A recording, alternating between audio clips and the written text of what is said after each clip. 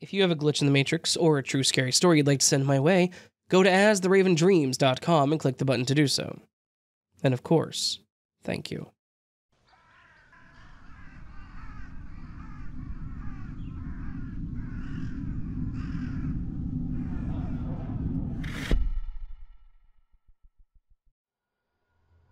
Hi, I've only just found this sub, so I'm coming over from Paranormal. Around 12 years ago, Tesco Chesterfield, UK, had a recycling machine that gave you Tesco Club Card points. For those not in the UK, those points build up like air miles and can be transferred for coupons or vouchers.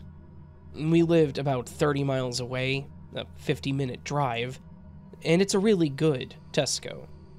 So every few months we'd fill up our car as full as possible with bottles, cans, and jars and drive over. We owned a Skoda Fabia, a small estate car at the time. We lived in the Derbyshire Peak District, an area known for particularly bad weather. This particular Saturday in November, we had left in cold but clear weather and got to Tesco at about lunchtime. We did our recycling, filled the car back up with shopping, and went to get McDonald's. We then started back on the A619 westbound. As we got to Wad Shelf, it started to get foggy, and my husband, who was suffering from terminal cancer, started to need the loo. Knowing that we would have to drive at a crawl till we were out of the fog, we decided to stop at the Brewer's Chef, a premier inn in Eastmoor, and have a loo break. We stopped, and although the pub was welcoming and well lit, it was cold and quiet. And even though there should have been an hour or so of daylight left, it was very dark, and still in fog. We went in, used the loo, bought a soft drink each, used the loo again, and then left. By the time we got to the car, the fog was so thick that it was hard to see the gates of the car park. We pulled out, and this is the only part where I could explain what happened next. I'm certain, we're both certain, we pulled left, westward. I can't think we would have turned right, even in the fog. In the fog, pulling across a lane of traffic on a corner would be lethal, and I cannot believe that we did it. We started driving, and the fog was so thick that we couldn't see the road in front of the bonnet. The light of the cars were reflecting back on us, and after a long time of just crawling along and seeing nothing, my husband became convinced that we would fall off the edge of the road. So he made me get out with a torch and walk in front of the car. I walked like that for what seemed like miles. It was utterly wet and frozen, and I couldn't see anything that I recognized. No signs. I couldn't even see the road markings. Just the car behind and literally the step in front of me. After what seemed like an hour, my husband, who was very angry with me moving so slowly, decided he'd be better off just driving, and told me to get back in. After another hour of this, I turned to him and asked how fast he was going. He said 10 miles an hour. I said that he couldn't be because we hadn't come across the Robin Hood pub or the Nether End roundabout. He asked if I'd recognized any road markings or signs. I hadn't. He then said, "I haven't turned the wheel." We both started to be a bit scared. Where are we? We used this road a lot, we knew it well, but we'd been driving for 2 hours, and we hadn't reached anything that we recognized. In fact, we hadn't seen anything, just fog and road. We were just about ready to freak out, when suddenly some lights came ahead. Oh, it must be the Robin Hood.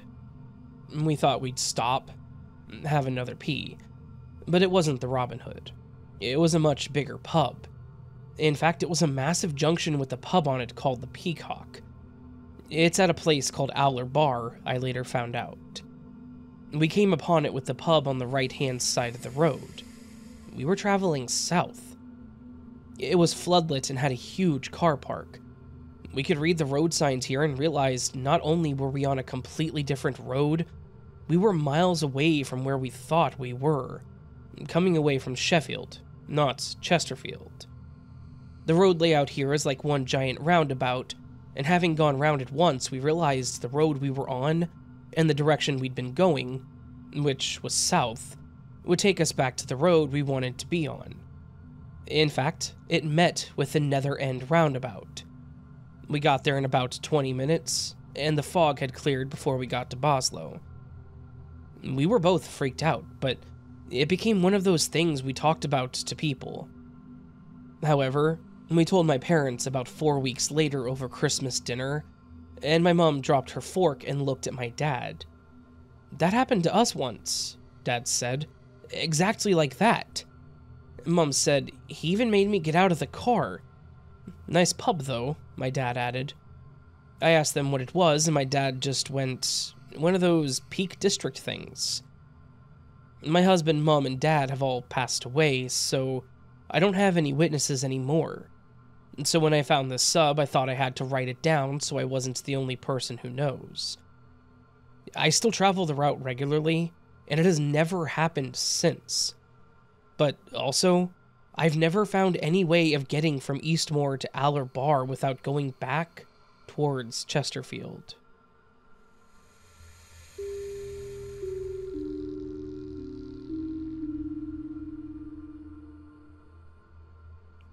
This happened about 2 years ago. It's not as creepy or weird as most of the posts on here, but it's confused the hell out of me and my fiancé ever since. So, around 2 years ago, we were about to go on holiday, vacation. When we go on holiday, we always keep our 2 cats in. They usually like to go out in the morning first thing, so that we can get them in the cat carrier and take them to the cattery while we're away. So, this one morning, cats were in. I had made sure the night before, while they were in, to close all the windows, etc. And this isn't the first time we've had to do this for vet trips, holidays, etc. I get the cat carriers. They freak out, as always. My female cat runs upstairs. She's by far the more nervous of the 2. I manage to get the male cat in his carrier. Me and my partner go upstairs to find the female cat. She's nowhere to be seen. At this point, that's completely normal. They will always try and hide anywhere they can in this situation. We spent about half an hour searching every single possible place in the house, to no avail. Still thinking she just found some ridiculous hiding place. In the past, she's managed to hide under a dressing gown that was on the floor, in drawers under the bed that we have no idea how she managed to squeeze into, and other various hiding places. Beginning to get distressed at this point, as we have to leave soon to get them to the cattery and leave for the airport. I go downstairs for a triple check of anywhere downstairs. Cats can obviously be really elusive when they want to, so she could have snuck past us, of course. And my cat is sitting, waiting at the door to come in the back garden. Both of us had absolutely no idea how it happened, and were absolutely blown away and confused. The strange part is she seemed to have completely forgotten about the fear and anxiety of going in the cat carrier or trying to hide. She just strolled on in. I grabbed her and put her in the carrier. We're both kind of freaking out at this point, so again, I check every single door and window in the house, and not a single one is open or unlocked. Now, I'm not a believer in anything supernatural, really, but this one really weirded us both out. And I still think about it to this day. Maybe there is some explanation or something I missed, but I've never been able to work it out. Maybe someone out there has an obvious answer?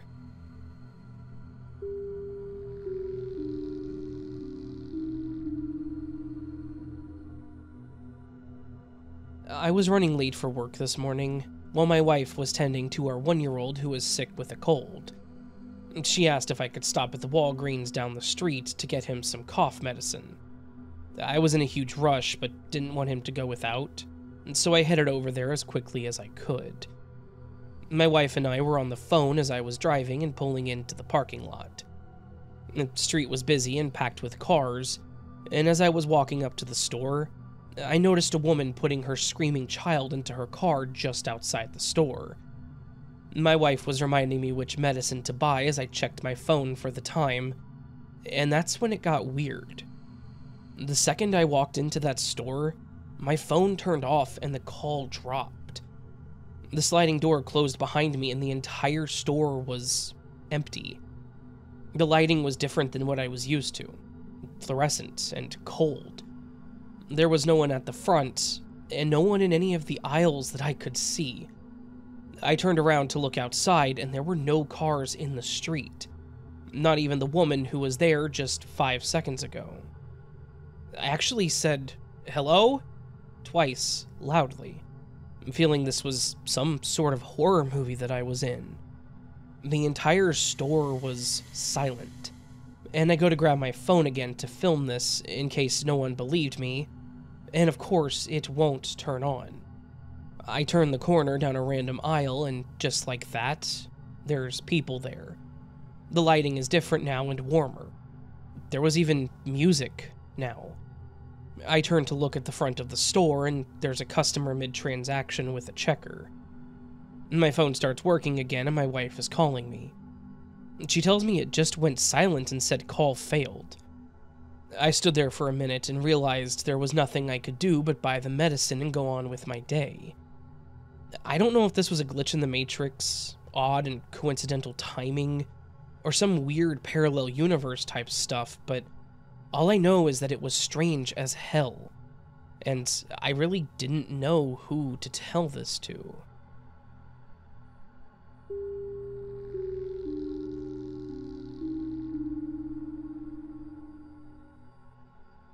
This is the most tragic and strangest story, and it happened 7 years ago. And this is the first time I'm sharing it with someone. I haven't even shared it with my mother. The year was 2017. It was summer. I returned to my home country after 1 year from a university abroad. My father picked me up at the airport, and we had dinner at home. Everything was as usual as it could be. I went to bed around 12 p.m., and I slept immediately. I woke up around 5 a.m. to go to the restroom, and went directly to the bathroom, which is in my room, so I didn't even step out of my room. We all think about different things when going to the bathroom, such as the color of the walls or what's to eat for breakfast. For this time, out of nowhere, I started thinking about if I had to choose one between choosing my mother or my father being dead. Then I thought my sister would be devastated without my mother, and my father cannot handle my sister in her teenage years. I decided that absence of my father would be easier than losing my mother. I finished going and was just about to get back to bed. I heard a strong snoring noise. My father was always snoring since my childhood, and sometimes we would have fun with it, make jokes. However, this time it felt stronger, and not natural. The noise led me to the living room where I found my father lying on the couch, with a little blood on his nose. I tried to wake him up, but he was fully unconscious. I called 911, woke my mother up, but once we arrived to the hospital, he'd passed away. He was 48. Doctors said it was from a cerebral hemorrhage by high blood pressure. We don't know about what time it happened. I'm still confused with this situation. I wasn't there for a year and had the chance of having one last dinner and conversation with my father. I found him like that, and my blood ran cold. I can't imagine the trauma they would have to live through if my mother or sister had found him lying on the couch. And, of course, I still think, why did I think such a thing in the bathroom? And what would have happened if I had chose my mother? Thank you for reading and sharing my memory.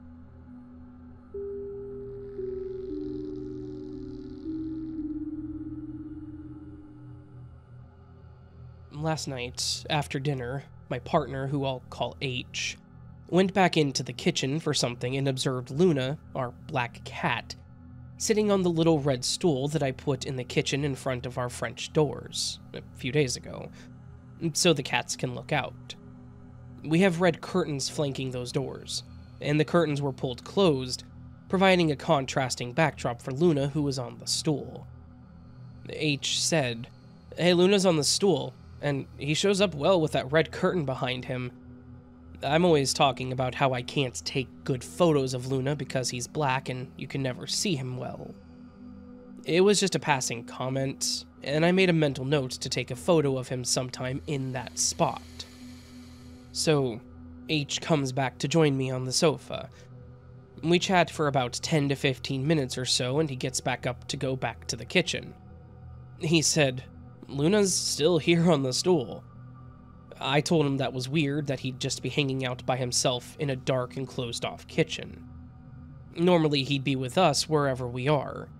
It wasn't like he had anything to look at outside. The curtains were closed due to the cold drafts. I tried to reason out that weird behavior, but cats do weird things, so I didn't think much of it. I told H that he's probably just waiting for a treat. I had been giving the cats treats every night for the last 3 nights or so, so that kind of made sense. As H was leaving the kitchen, he tried calling for Luna to come out, but he didn't. I tried calling too from the sofa. By the way, you can't see the kitchen door or stool where Luna was from our sofa in the living room. As H was walking out of the kitchen and through the dining room toward the sofa again, we were talking about how Luna knows the word treat, and that I have to spell it out so that he doesn't get worked up. H suggested that I call out that I have a treat so that maybe he'd come out of the dark kitchen and join us in the living room.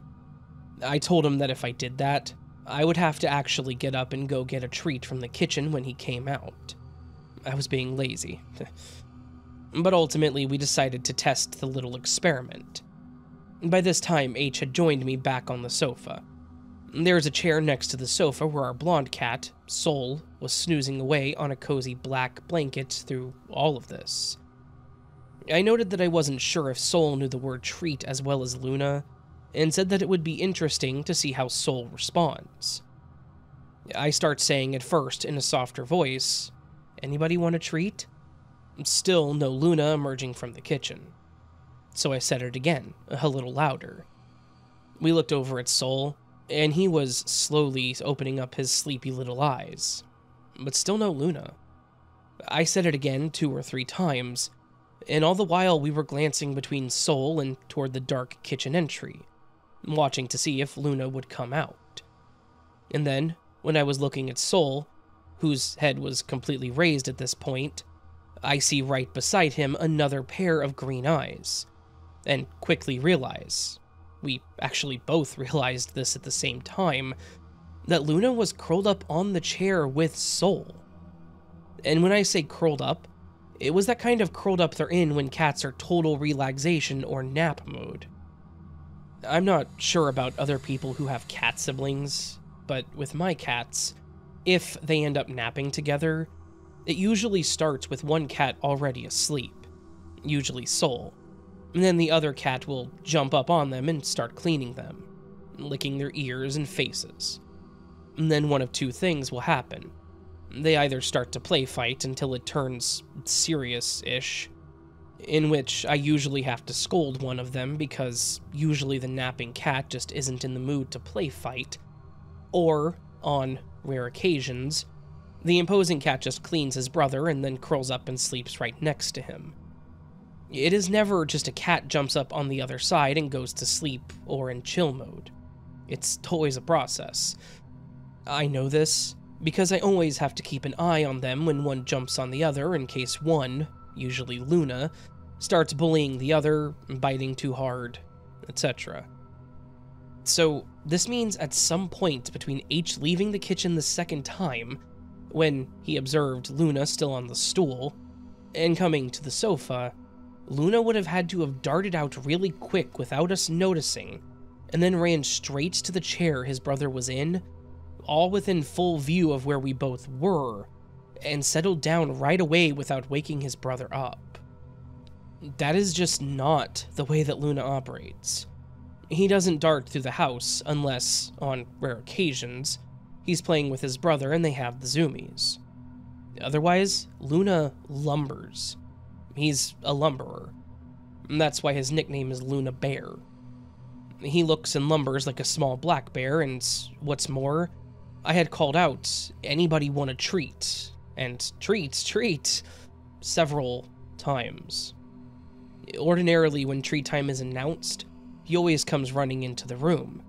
Always the kitchen, except for last night when we were trying to lure him from the kitchen. Meowing like crazy, and acting like he's dying or going through withdrawals and just needs a hit of that life-saving cat treat. It's a running joke that the food and treats are one of the rare things that he'll actually run for. But he was just sitting there on the chair, curled up next to his brother looking at me like, what are you going on about? We were, or are, so baffled. H and I looked at each other like, what the hell just happened? He immediately went back to the kitchen where he just was, and there was no Luna on the stool, because Luna was apparently on the chair next to us. I don't even know, but damn.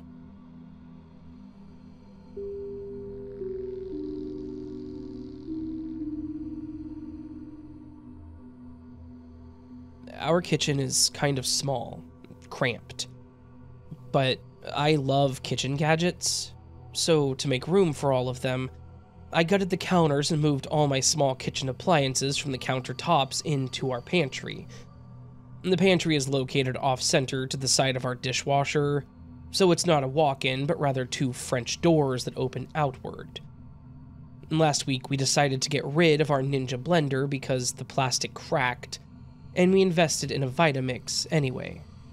On Sunday, I finally took the Vitamix out of the box, and I tossed the instruction manual into the junk drawer, which comes into play later, and my husband even said, "How great, another useless manual to add to the collection." The Ninja blender was front and center because I use the blender a ton, so I took it out of the pantry and placed the Vitamix in its place. I put the Ninja blender into the Vitamix box.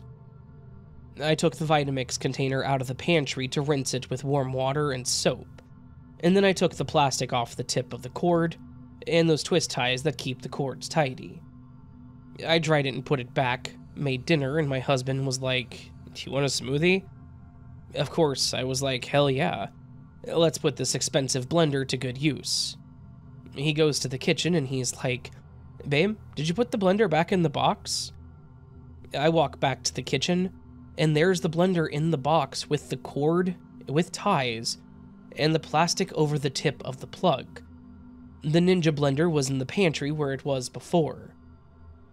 Obviously, I think we've both gone crazy. So I'm like, maybe I just imagined that. But then my husband said, "Did I imagine that too?" We look at each other and we're like, the junk drawer. The manual was in the junk drawer. So rewind it to when we were going to buy the items to cook dinner. We left the keys in the foyer because we have a long shelf and we just keep the keys there, because it's easy to grab them as you walk out the door. The keys weren't there. So we wasted a good 15 to 20 minutes looking for those damned keys. And to be honest, that's the only weird thing that happened prior to us opening the blender. I started obsessing about this, naturally. I came to Reddit and I'm like, maybe I'm not crazy. I don't know, but the likelihood of both my husband and I remembering everything makes me think that maybe, in another time, we didn't lose the keys, and something happened to both of us. We don't have attics or basements. We live in California, and our older boys were at work, and our youngest was with some friends for the weekend, so it was just me, the husband, and the dogs. We don't drink or do drugs or even take RX drugs, so we were stone cold sober, and apparently excited for smoothies. We have a ring, so I know that no one came in or walked out of the house or garage, and honestly, I cannot stop thinking about this.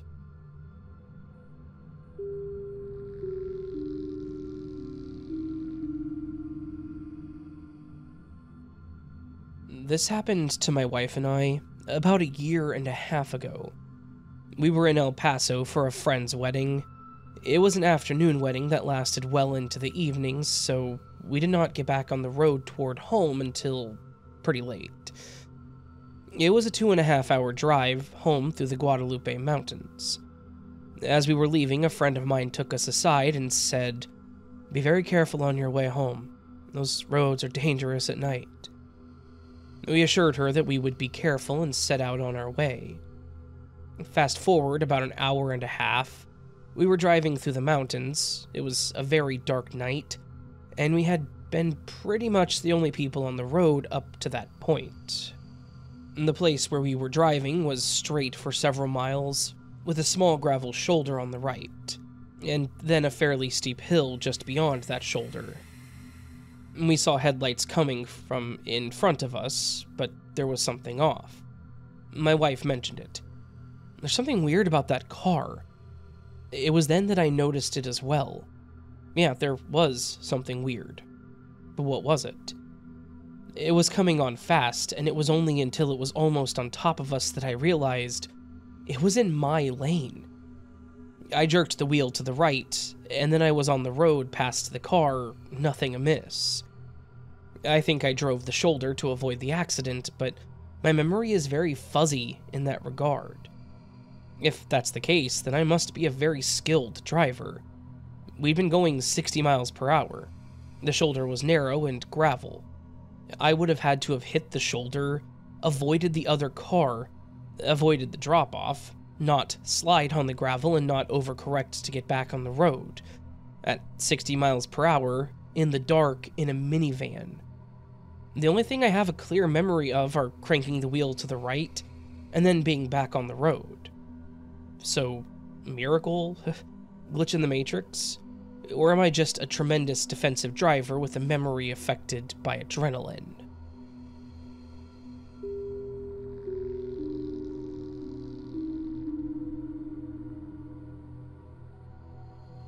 This might be silly, and the title not accurate, but I am kind of confused right now.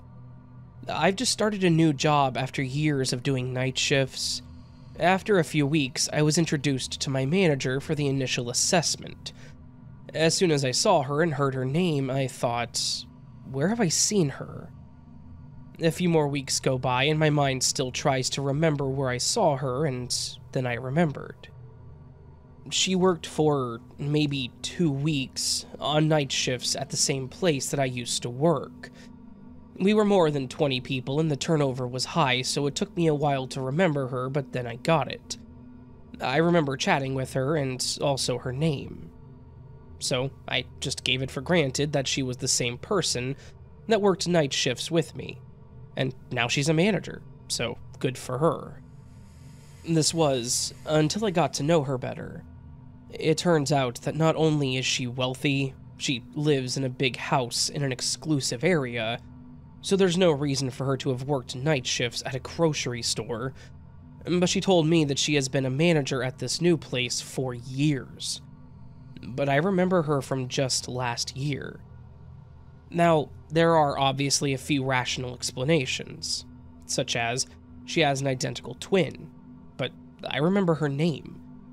She temporarily lost her job, but she's been working there for years and everyone treats her like they're lifetime friends. She infiltrated a rifle business? Weird, but who knows, I guess. I then ran out of explanations.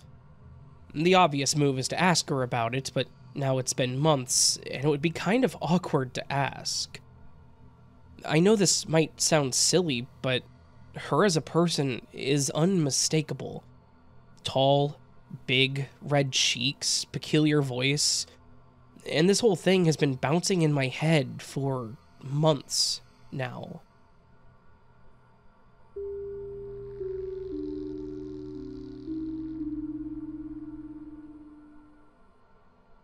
I was reading through these and decided that I would share the weirdest glitch that I've personally experienced. A few years back, I lived in a sober house. A great group of guys that I actually got pretty close to. One night, a good friend that lived in the house with me and I went over to talk to a friend that had relapsed. We had a good conversation for about 2 hours. around midnight, we decided that it was getting late and left. Instead of taking the throughway back, we decided to get some Wendy's and take the long way back. About 20 minutes into our drive down the road, I'd been down a dozen of times, I suddenly see a light ahead of me turn red and have to come to a fairly quick stop. We both look up, and at the same time see a cop taking a right-hand turn at the same intersection. We're both a bit relieved. Neither of us were deep enough into sobriety to shake that innate addict fear of cops. We're sitting there chuckling to ourselves, and after 30 seconds, we're both looking up at the lights and chatting. A minute goes by, and then 2, and the light is still red. Which, by this point, we both make a comment on how long it's been red. Immediately after this, there's suddenly headlights coming through my rear window, and I don't mean they slowly faded in. They were just there. A large SUV suddenly swerves and lays on the horn and hollering something out his window. My friend and I immediately comment something like, "Look at this a-hole blowing a red and blaming us." And as we both looked up, we realize there is no red light. Not only is there no red light, there's no light at all. Ahead of us is an empty intersection, 4 stop signs, and nothing else. We were both so creeped out. We looked at each other and he said, "What the hell?" And his face was white. We got home after that without incident and never talked about it again. This was almost 4 years ago, and I've never forgotten it.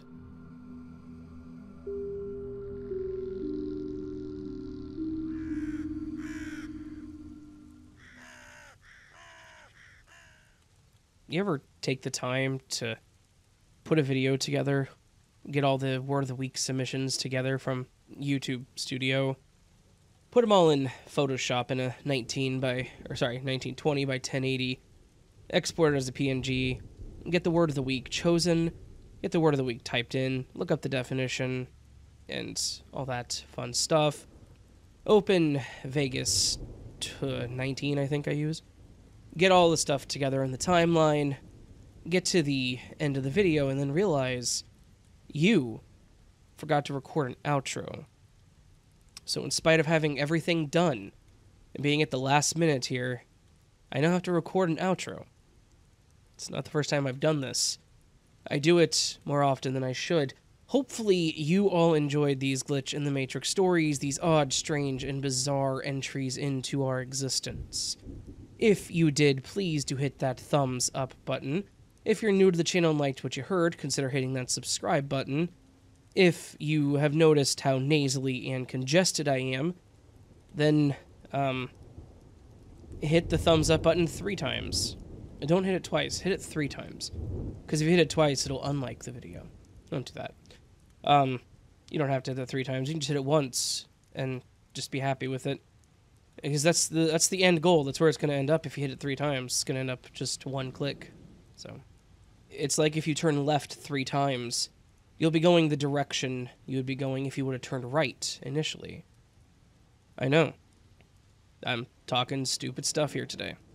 That's my brain. It's sinus crap. It's super, super, super pressurized sinus crap.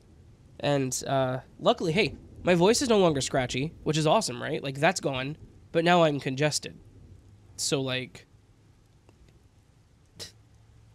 can I just have a week where I have nothing going on? That'd be awesome.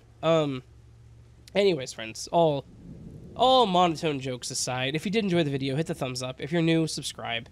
If you'd like, you can join memberships or Patreon to get early access to content like this. You can also do a super thanks, which is a tip to the channel. All money for the super thanks will go to me buying Sudafed so I can get rid of the sinus infection, this time around. So, yeah. It's like the only stuff that works on sinus pressure like this. I navaged and like it wasn't coming out. The water was going in but not coming out. I don't know where it went. That's the problem. I now have, I don't know, like 200 milliliters of water stuck in my head somewhere. And I don't know where it is. But it's eucalyptus scented, so whenever it comes out, it'll smell great. And from my head, obviously. I think it's gonna come out from my ears. That'll be cool. Shut up, Raven. Just shut up. Anyways, on the screen right now, and several moments prior to now, is a collection of comments from last week's video who used the word of the week, or words that were close to the word of the week, kind of, question mark? A few of you misspelled it. Try not to do that, guys. I only say that because misspelling it makes it harder to find, because sometimes I have to use Control F to find them, and yeah. So if you misspell it, you may not get included. And also make sure you use the right word. I noticed somebody used the word from 2 weeks ago, and that didn't get included because it was from 2 weeks ago. So make sure you're using the right word. But anyways, thank you to the people on the screen right now for leaving me a comment. You are amazing. And anyone else who left me a comment that wasn't with the word of the week, you're also amazing. So thank you so very much to all of you. Much love and always appreciated. This week, this week, the word of the week is quixotic. Quixotic. Not quite exotic, but definitely quixotical in manner, in nature. Which means foolishly impractical, especially in the pursuit of ideas, in that my pursuits into these outros are quite quixotic. They are very impractical, they are foolish, and I have no idea what is going on, so there you go. Anyways, friends, I hope you all have a beautiful day, beautiful week. I will see you again here very soon. Until then, remember, you are loved, you are valid, you are important, you're the best you that you can be. Don't forget it, and don't let anyone tell you otherwise. Until I see you again, my friends, much love, and of course, sleep well.